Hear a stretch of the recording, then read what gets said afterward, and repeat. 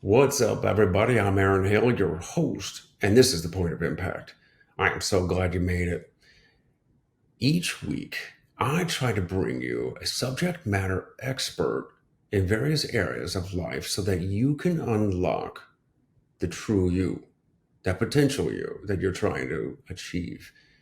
Each subject matter expert brings to you a way to get there faster, whether it's Each week, I try to bring you a subject matter expert in various areas of life that will help you unlock that true you inside. And I want you to get there faster. I want you to reach your potential. Each expert in various areas will help you build deeper relationships with your friends, family, and colleagues, with your faith, bring you closer to yourself with mindset and meditation, bring out that healthier, fitter you through working out and diet, and also having fun, hobbies, entertainment, travel, and other ways to unwind. And of course, autonomy, ability to make your decisions, to do what you want, when you want, with whom you want, through financial literacy, investing, and entrepreneurship. Ultimately, so you can become the best version of you and make that contribution to society that you truly want to make, to become that point of impact. This week is no different.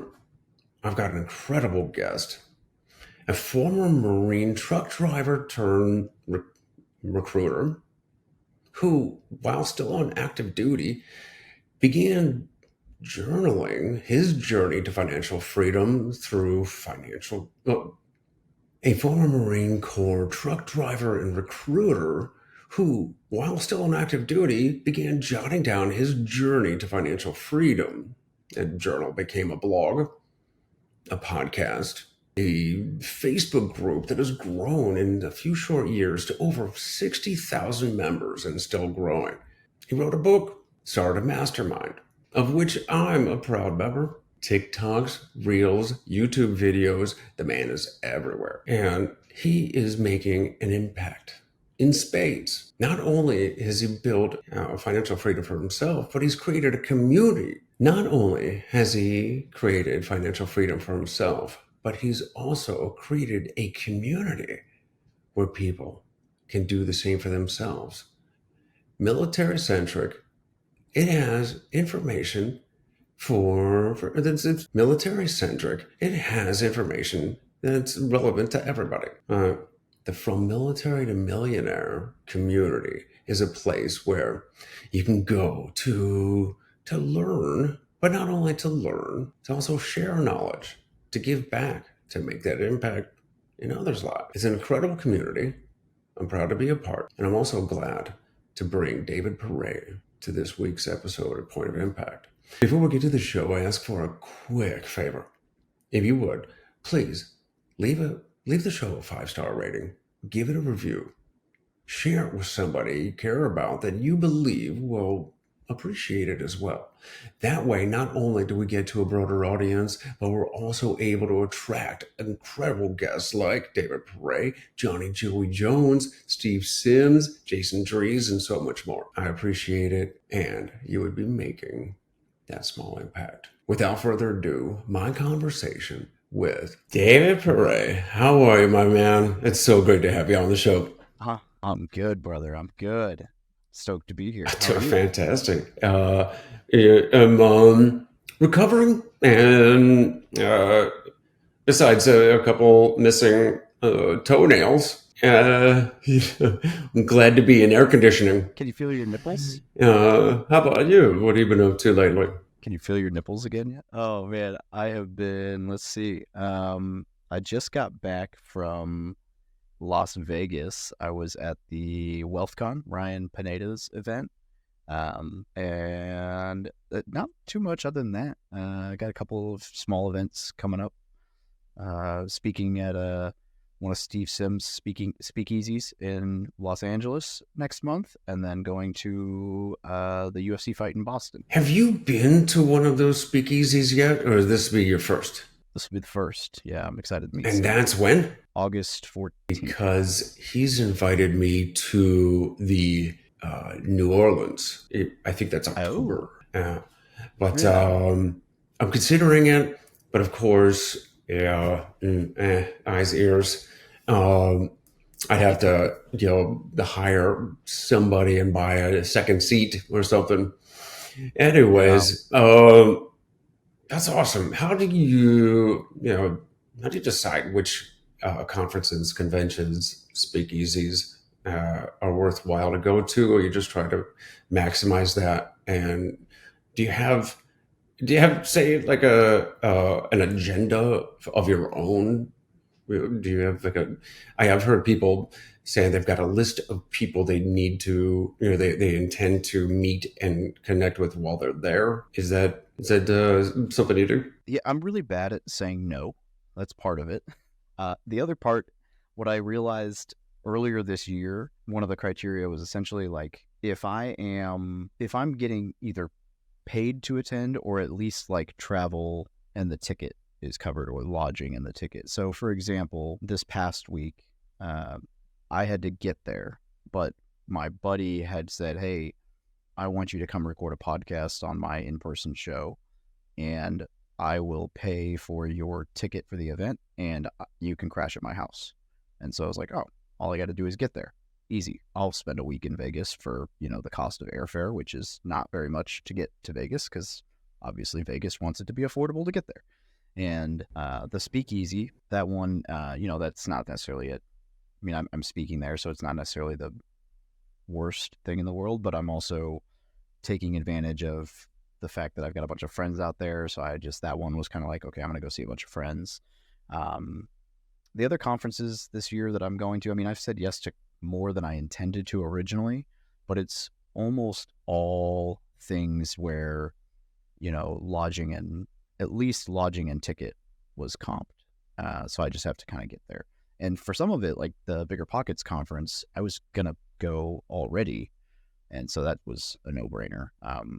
But usually that's like my thing is I want to at least cover, I want to, it's got to be a crowd that I want to be around or get my face/name in front of. And then it shouldn't be costing me money to make it happen because it's, taking time away from the business and it's taking time away from the family and stuff I like can that. imagine now you're doing more uh, speaking and presenting than simply attending. Yeah. Yeah. I don't do the WealthCon was probably the first event that I've attended where I didn't present in a long time, and or at least this year, if not in the last year and a half that I can think of off the top of my head. It's the first one in the last year and a half off the top of my head that comes to mind. And at the same time, I got pulled into the whole plan was I did the podcast with my friend, but then I also recorded on the Wealthy Investor, like Brian DeVilla's podcast in the back room of the conference while I was there. So while I wasn't speaking at the event, I recorded on the one of the event hosts podcasts while I was there. So I still got into that audience and that network while there, and I got to hang out with and meet some of the speakers, and Brandon was there and some of those guys. So it was still definitely worth going. I got to meet Ryan Pineda, in person finally, and we've only ever talked online, so it was still worth it. Well, at least you are doing more strategic attendance, than simply sitting, listening, and learning. You're networking, you're Yeah, doing podcasts, and presenting, which is also a draw to your network and your businesses and uh, well, what? Yeah, you got a lot going on. Uh, you've got a podcast and a huge following in the Facebook group. How many members is that up to now? the Facebook group just broke 60,000 members. It's kind of crazy. That's Yeah. amazing. How long have you been doing that? It started in 2018, so 5.5 years now. That's incredible. It did. Yeah, Did it's you pretty cool. imagine, like when you started this, it would have this kind of success? No, not at all. When I started it, I had no idea what this thing was going to be. I mean, it started as the idea was, well, you'll appreciate this. When I was in Afghanistan in 2010, I won't say I was smart enough. Somebody told me that I should keep a journal and like a mission log. And so I had a Write in the Rain notebook where I just kept like a mission log. Like every time I was the lead Vic for, or the lead vehicle for, like logistics convoys, security element Vic for logistics convoys, and I kept a log. So every time we departed, I would write down, hey, how many vehicles, how many people, how much, whatever. And then every time we stopped, it would be I would write down the halt, why we halted, what was going on. Yeah, just a super basic log. But then I also kept a journal, so like I can look back on it and go, hey, on this day, this happened, and here's how I felt about it. Which is interesting when I can go back and go, hey, on this day I drove over a spicy road bump or IED and it sucked, and here's how I felt about it. This is why I wanted to tell my battalion commander that he was an idiot, because I told him we shouldn't take that route, and then whatever. But I started this whole thing because Brandon Turner was over at my house in Hawaii when he was looking to buy in Oahu, and I had said, hey, if you want to check out the Marine Corps base, like the only way you can get on is to, I can get you on the base. Come check it out. It's the best beaches on the island. And so they came over. This would have been like 2000, like January of 2018. And I asked him just, hey, how do you write a book? Because I wanted to write, like, what does the normal guy in Afghanistan do? Right? Like everybody, there's all the special forces books and all the crazy cool kid stories. But like, what does a normal truck driver, Lance Corporal in Afghanistan go through? Nobody's written that book. And I think there's people who would relate to it. And so he was like, well, just start a blog, I was like, okay, cool. What do I write about? He was like, I don't know. Write about what you're learning in real estate as a military guy. Oh, that sounds fun. And so I just started documenting, I'm buying this. I'm trying to drive around this town and look for houses. I'm trying to handwrite letters. I'm trying to buy an apartment. I'm trying to, whatever I was trying to do. I'm learning about the VA loan. And over time, people found it. They found the name of the blog interesting, and then they found the content interesting, and then they started asking questions. And then one day I kind of went, oh, I should probably take this a little bit more seriously because people really like this. And I almost feel a responsibility to not be an idiot about what I'm putting out. And it wasn't until probably 2 or 3 years ago that, like halfway through the existence of this thing, that I went, hey, wait a minute. This thing has legs. This is not a hobby project anymore. This is kind of more like a business. I should probably be serious. And so it was a total accident. That's one thing I learned is through the TikTok venture we had during the whole quarantine COVID thing is that it's consistency, right? There may be maybe a few of your blog articles, videos, whatever it may be, that just fall flat. But so long as you keep producing, and remain consistent, then people come to expect it, and you build that following. I have not been consistent in journaling or blogging or writing articles, Facebook posts, and I think it's sometimes it feels like tedium. How did you uh, stay on track? Is the journaling, is the content creation, is it more fun for you? Do you enjoy that, or is it more of like that daily discipline? And how do you remain productive? Yeah, good question. The journal, I think, is huge, right? So when I first started, one of the first books I was reading around then, in fact, there's a video I play or I reshare almost every February or March. It's like a 90-second clip where I basically, like, it's such a terrible video. There's like nothingness wall behind me, and it's filmed terribly, and I'm not comfortable on the camera. It's one of the first videos I ever put on the internet, and it's basically me like uncomfortably recapping the first month. And it's like, this is a recap of February. I just started a blog, and I started a Facebook, and I started a YouTube, and I read The Miracle Morning, and I think it was Extreme Ownership is the other book in there, and maybe one other book, I don't know. And I'm like holding them up, and then I'm like, and I started waking up at this time in the morning, and my plan is to just be consistent. And if I can just do that, we'll see what happens. That's like the whole video, essentially. And that's basically what I did. Was I just tried to wake up and journal about my goals and create like a little bit of a plan for the day. And over time, that's become a little bit more complex, and I'm trying to simplify it again. But I can tell a definite difference between the days that I write out my goals and write out my plan for the day and the days that I do not, and how they look. And I mean, a prime example is this whole week, without needing to get into any details, but like you and I talked before recording, this whole week for me has been, my personal life has kind of been thrown up in the air. And so it's taken over a little bit of my mental space, and that'll go away, soon or sooner, right? I'll get past it.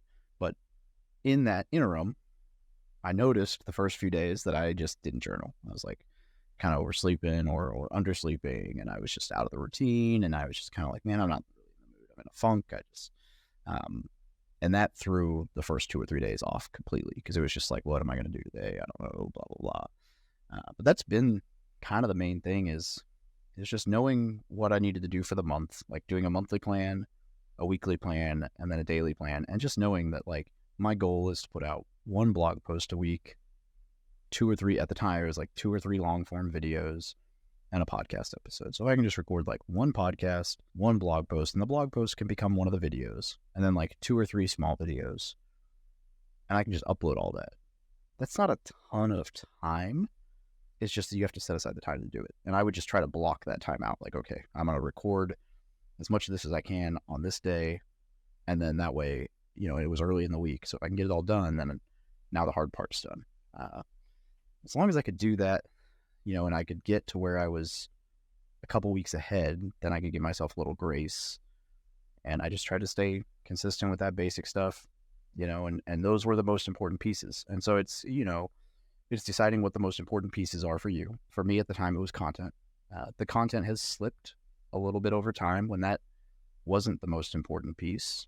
But when it is, that's the thing, and that's kind of the piece, I think, is just deciding what the most important few things are and making sure that you stay ahead of them enough that when something comes up and you fall behind a week, you're not missing. So you've got the blog, you've got the website from Military to Millionaire, and you've got the Facebook group.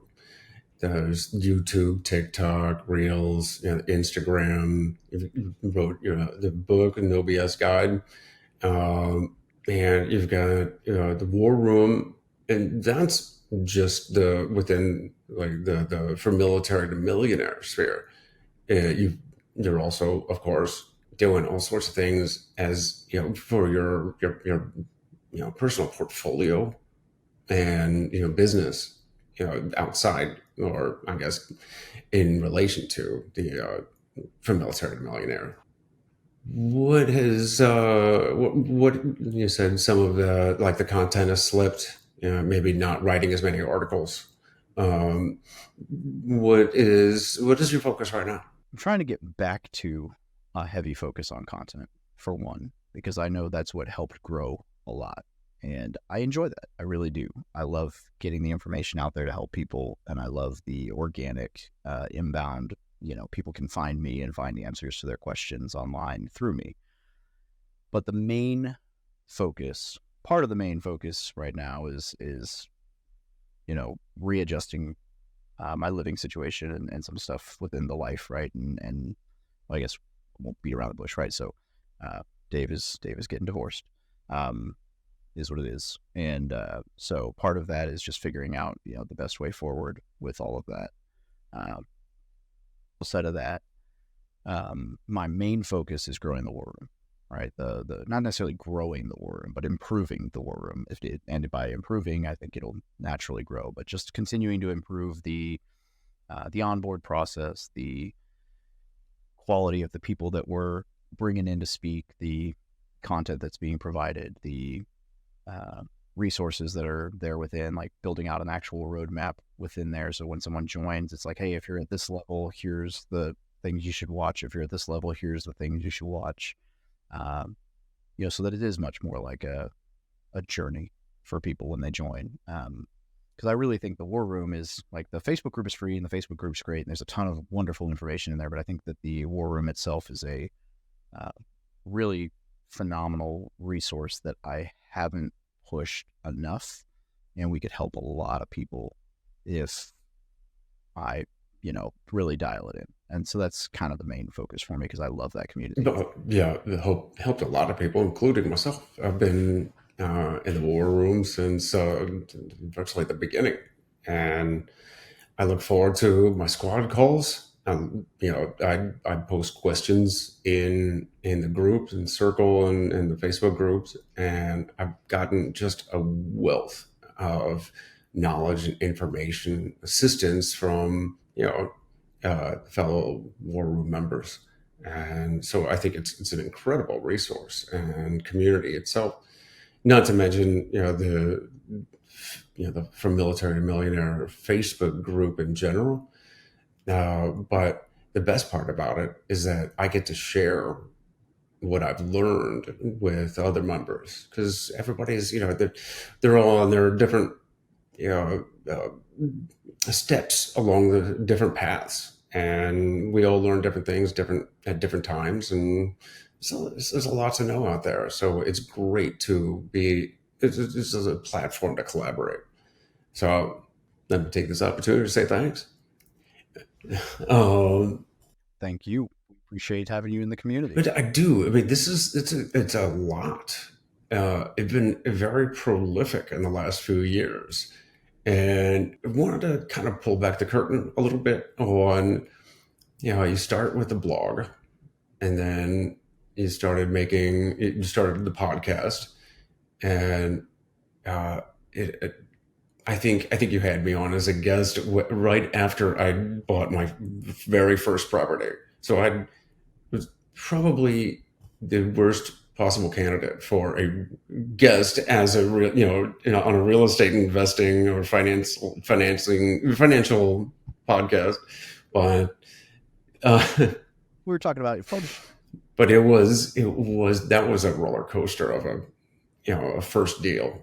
Um, but uh, I just you add a project, and for one, how do you decide what and when to start, say, expand to writing the book, or going from Facebook group to mastermind, and then how do you keep these things balanced? How do you keep and I know some things may get more or less attention depending on um, you know you're ranking them in importance.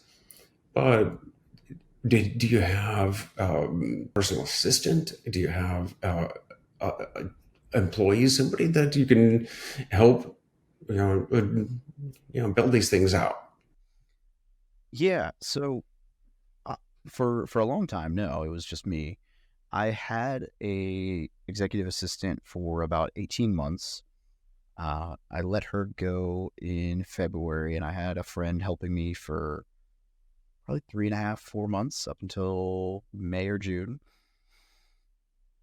And then I've had a couple virtual assistants in there, and I've got like a video editor right now, and I just finished my third round of interviews with 2 girls, and as long as the reference checks today check out, uh, I'll be hiring the third or one of those 2 I know which one, as long as the reference checks pan out, as my new executive assistant, um, as a full-time in-house role. Nothing against virtual assistants. I've loved them. I've used quite a few of them.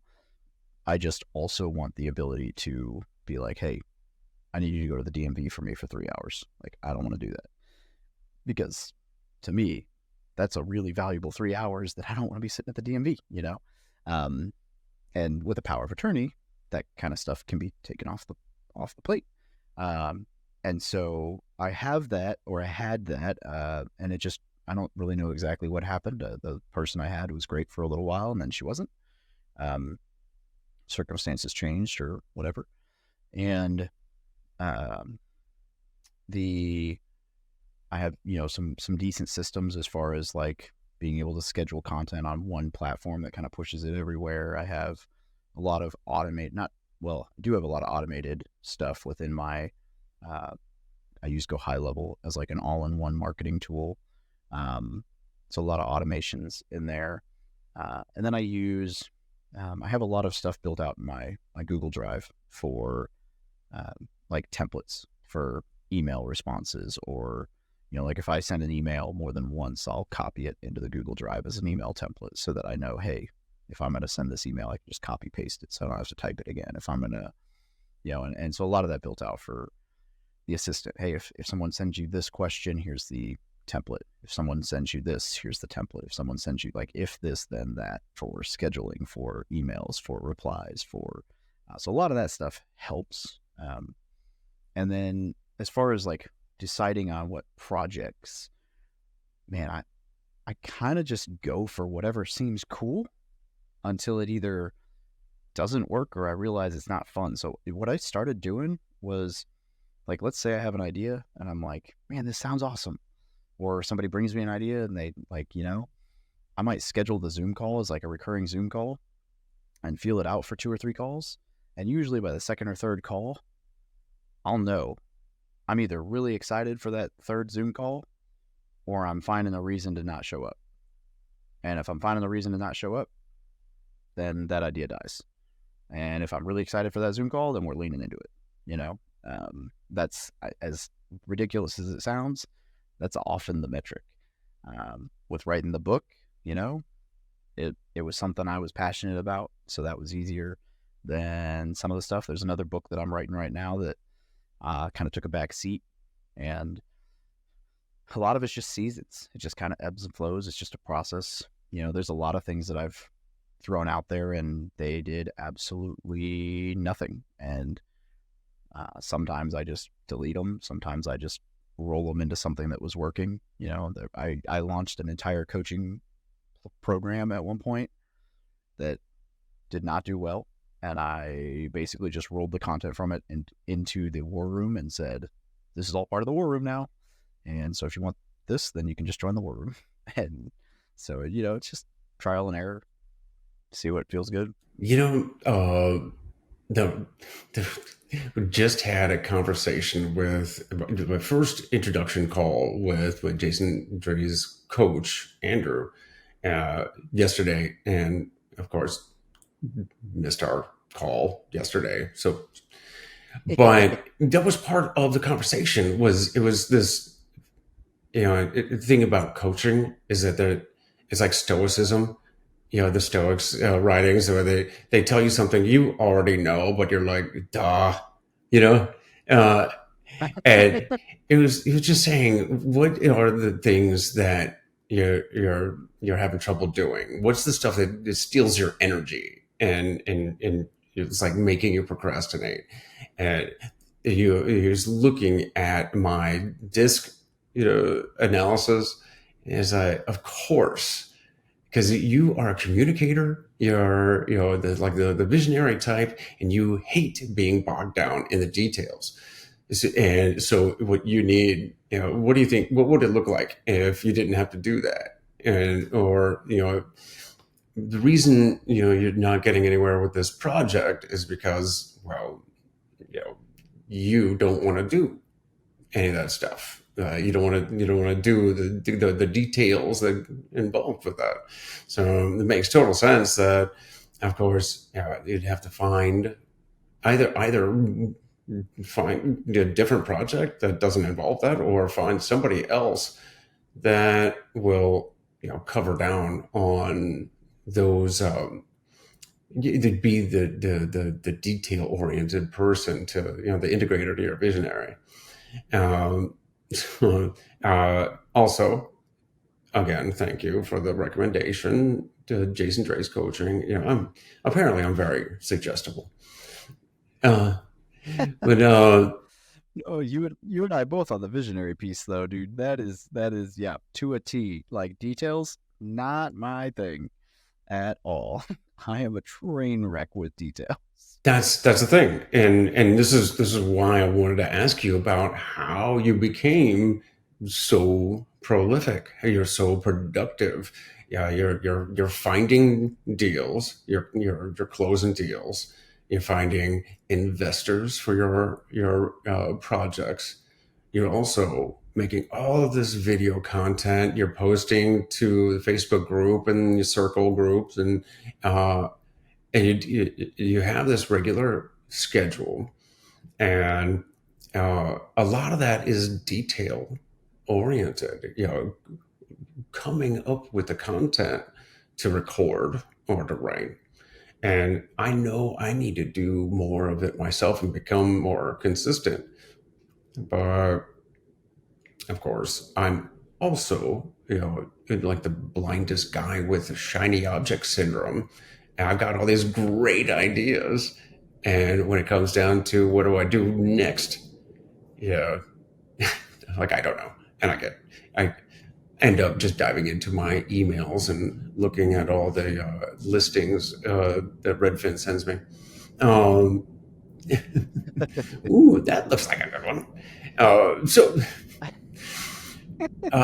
how do you you said you're going through the hiring process right now, and this is in house, or you already have VAs?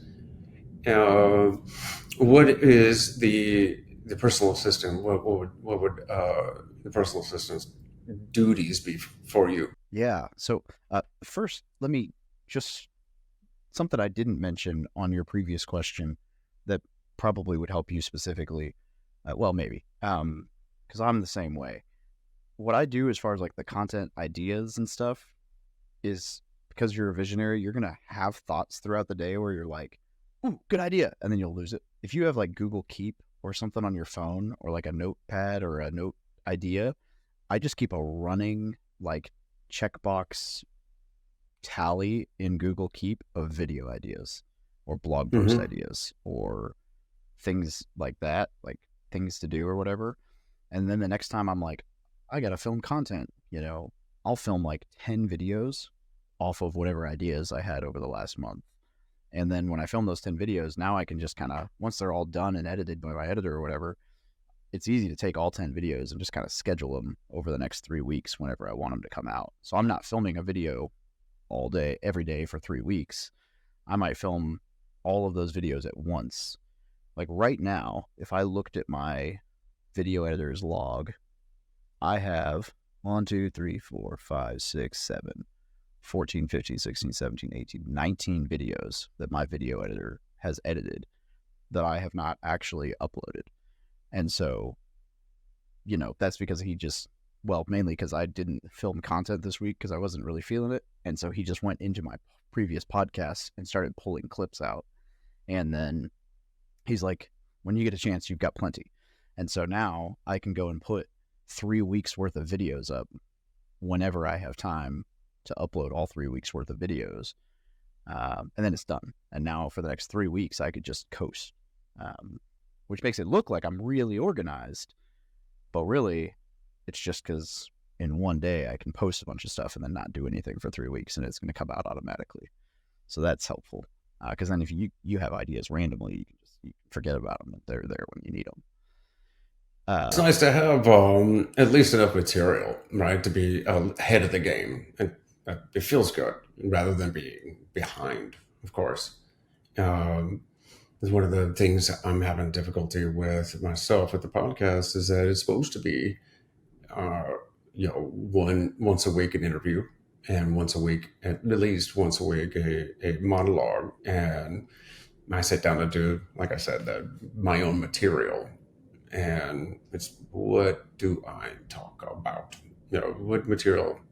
Right. And of course, there may be still some. I think it's ever present to some extent or not. Is um, the imposter syndrome type thing, where it's like, who am I to be talking on this subject?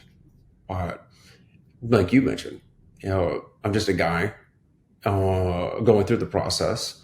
Here's what I've learned so far. Yep. So, Yeah, the imposter is a good thing. what's that?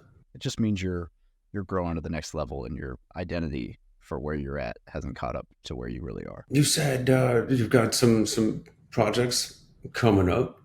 What are you gonna focus that attention on? Yeah, I am. Well, I mean, the goal is to really start crushing content. So with the new assistant, the goal is, well, and this will answer your question too. So the goal is for her to take over my inbox, my scheduling, my basic CRM, like program, like my leads, some of the community manager type stuff, and outreach and onboarding, and just kind of like the basic management of like engaging with people and handling questions, and just like all of that, telling people no, so that I don't have to tell people no, because I don't like telling people no. I like talking to everybody. So I need to be not accessible so that I don't say yes to everybody, and then my calendar looks like, oh, I don't have time to go to the bathroom. Because that's what will happen. I will say yes to everybody and not have time to go to the bathroom, and then I don't get anything done. So she's going to take care of all that, and my errands, whatever, so that I can focus mainly on the zone of genius, which is, content, networking, big ideas, right? And so ideally, what everything is going to grow to. So I'm doing a complete rebrand right now. It should start in the next, I think he said he's going to be able to start the project in 2 weeks, 3 weeks. And we're going to completely revamp all the logos, colors, website for everything, just to tie it all together. When I originally launched everything, I didn't put a ton of effort into looking professional, because I was just a guy who was doing a thing. And so I didn't want to be the guy with the, flashy cars and screaming about all the money I made. I wanted to be the guy who was genuine about, hey, I'm a dude. I'm learning some stuff. Follow along if you want to learn what I'm learning. If you enjoy the journey, cool. It's about the journey. Now I realize, hey, this is a real brand and a real business, and we're helping real people, and it's time to look like that. And so we're doing a full rebrand to make the logo less about like real estate and more about like helping service members achieve financial freedom. And we're going to make the main Military Millionaire logo look more like the War Room logo. And we're going to make, everything tie in together. And then I hired Kevin Leahy he used to produce Bigger Pockets podcast, to do just like a 1 month consult to like completely restructure my podcast. So he's going through all my analytics right now to like basically tell me like, hey dude, these were your top episodes. This is what I think you should do for a new intro, new outro. Here's, he's run 5 or 6 top 10 business podcasts. So I'm basically having him like help me re-script, rebrand, redesign the podcast for listenership. And so the goal of all that is to make everything more user-friendly, more listener-friendly, more approachable, right? And so those are kind of the 2 like big starting block projects, with the intent that the end goal is that the entire like Military Millionaire community becomes essentially more of an educational tool platform full of, well, to your point the other day about the seller financing calculator, I want to build out calculators. I want to build out like, hey, here's your thrift savings plan calculator. Here's your VA loan calculator. Here's your seller financing calculator, your rental calculator, your Airbnb calculator, your like a place, a hub where service members, like people will go and say, hey, if you're buying your first car, go check this thing out on Dave's website before you go and spend 23% on a charger. or Mustang, So I want to turn the brand not away from real estate, because I love real estate, obviously, but I want to make it more all encompassing around finance, to where it is like all things military finance and benefits, to where we can really help service members and vets, whether they do 4 years or 40, achieve financial freedom, so that when they leave the military, they're set for life. Forex, day trading, and crypto. Yeah, yeah. Come join my course and buy a Lambo. NFTs, Hookers and blow. I can't believe I spent so much on that Michael Jordan poster NFT. But that's exciting. I can't wait to see, so to speak, how everything, with the revamp and all of that. I think it's fantastic. I am also big on real estate. And what tell me about the real estate side? Like, where's your focus lie in your investing? Yeah. Well, I've sold a bunch of my smaller stuff. Basically any home that I owned that was 1 to 4 units that was not renovated, or not renovated in the last 24 months, other than the one that I'm currently sitting in, because it's not updated, but it's in really good condition. It's the nicest house I own. It's just hasn't been updated because it's in really good condition. It's just outdated. I don't care. I like the old school, like 4-inch oak baseboards. So whatever. But outside of this home, everything that's 1 to 4 units that hasn't been updated in the last 24 months, basically, I've sold for the houses. And then still got a 23 unit and a 15 unit apartment, and a 40 unit hotel, and a 28 pad RV park that I either own, I own with 1 or 2 partners on all of those. And then still very small owner on some syndications, currently doing a raise on one with Blake Daly, that, a friend of ours, on a hotel. That's a pretty cool one.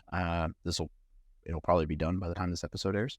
And then, my main, I'm kind of trying to figure out exactly what to pivot towards. Part of me wants to just become like a limited partner investor and just be totally passive on my real estate side, so that I can focus more on the business, because that's just, the easy side. But then the other part doesn't want to do that, because I enjoy the thrill of the hunt. So I've got a few really cool opportunities that have been presented to me recently that I'm thinking I'm going to jump on. So for one, I'm going to throw some money at my good friend Marty, and he's going to go tax lien hunting. He does a lot of tax lien investing, and basically I'm going to fund it. Me and one other buddy are going to fund his tax lien ventures this year. So we were like, hey, if we fund your venture so you don't have to put any money down, or any money next year, like you don't have to do any of the capital expenditures or capital outlay on this at all, what would that need to look like on the split for you to be happy? And we came to a term that looks good. He's a phenomenal operator and manager. And so essentially he's going to run the tax lien side and the auction, and then he will operate the deal, and we'll just fund it. And we came to agreeable terms, and we're creating an LLC to make that happen. So that's really exciting to me, because we can get deals at a pretty good deal. And then I don't think I can discuss the other one yet, but there's another cool opportunity that might get me more involved actively in real estate.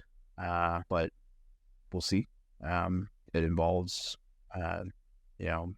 some not necessarily wholesaling, but some more off-market type deals with a somewhat well-known public individual who's looking to come into my market. And that's really vague, and I probably should have just not said anything to you, because it sounds kind of but the opportunity presented itself last week, and meeting with them and a franchise attorney next week. So we'll see if that comes around. And then outside of that, I am really interested in and meeting with local developers to explore the idea of building, with the idea that eventually someday what I'd like to do is build either apartment complexes or a tower here in town. Because I think, I did the architect tour in Chicago a year ago, and I was like, man, this is really cool. These guys are awesome. Like Trump Why can't I do that? Towers, right? Pere Palace. I don't think it needs to be named that, but I saw the buildings and I was like, there's like 15 guys, right, who reached down between their legs and grabbed their junk and said, I can raise $100 million and touch the sky. And I'm like, why can't I do that? Why not? Why I can can't do you? that. Yeah, exactly. So we're Yeah, I exploring was that route. thinking. I don't know. We'll see. Well, I was thinking though. I mean, you were talking about, and I was so smiling. I was laughing to myself that you've got these things going on, and so if you might be smart just to go the limited partner way, the passive investor avenue, because you've got, of course, the business, the platforms to manage and all that to grow up, but you like the hunt. And I was thinking, God, me too. I I love finding the deals. I I love it, know. and syndications, being an LP, or even like the money raiser for on the GP side, possibly, but like the management, or the operations partner with somebody else. But then I also love having a fudge company, and I love this podcasting, and I love you know uh, well, I'm not quite a wholesaler because I haven't got an assignment, but I kind of like direct marketing, and we love doing the fix and flip thing. And I love Yeah. cigars and bourbon, so I want my own labels of each, but we've only Yeah. got so much bandwidth, right? Yep. So even if uh, we hire assistants or partner, still it's you got to spend so much attention on each. And I think it's part of it, because like, even we didn't mention this at the beginning, but when you started all of this, you were still active duty Marine, and so you started building out all these projects and businesses, and are you still doing the direct marketing, and doing that assignments? I sold that wholesaling company about a year ago to John Lalonde, um, and some of his partners, but I might be jumping back into actually that exact same company with this other opportunity. So kind of an interesting full circle. Well, I guess then it is, what do you love the most, and what gets you most excited? What's the thing that gets you kicking the sheets off and jumping out of bed each morning? The brand, the community, the people. Yeah. And that's the real question, right? Like at a certain point, you're like, I'm making money, I'm surviving. What part do I like? What's fulfilling? Well, for anybody who's got delusions of grandeur, I mean, big, hairy, audacious goals, but haven't gotten started, or gotten too far along that path, what kind of advice would you give them? Man, as much as we've talked about the shiny object and the running around in circles and everything, and as much as I believe that you probably should, I'd say, as much as you should experiment with stuff, like make sure you finish the first bridge before you build the next one. So figure out something that works for you before you start jumping into a whole bunch of different things. Because you got to have something that's going well before you can start taking on a million different projects. That's where it, becomes, and not to say that like, hey, if you start doing something and you realize like this isn't it, cut it off and go to the next thing. But don't just take on 10 different things at once in hopes that one of them works. Like that game works once you already have a base and you're good and you can play that game. But when you're first starting out, like you've got to be consistent to get somewhere. The other thing I would say is be careful who you take advice from. Not to say like people who do and don't have your best interest at heart, but even if they have your absolute best interest at heart, if they haven't been where you're going and they haven't achieved what you want to achieve, then, they might love you, they might have your best interest at heart, but they're probably not the person you need to listen to for that advice. Like my mom loves me, Yeah. but if I wanted to be a UFC fighter, I wouldn't ask my mom to train me. I would ask a UFC coach to train me how to fight, right? I wouldn't, my mom doesn't own rental properties. I wouldn't ask my mom about how to invest in rental properties. I would ask somebody who owns rental properties. So that's, she loves me. She wants my best interest. She's not the person to ask for those things. Don't ask a blind guy for driving directions. Well, that's great. I love you. It sounds like you've got a lot of things going on. You've got to more or less, control chaos. And you've set up this fantastic, incredible community. It's just grown into something. It's amazing. And I, for one, am very appreciative for all the efforts you put into building the community out, keeping it within, your standards, and kicking out the riffraff, and just making it a place for people to collaborate, partner on deals, learn, how to become financially free.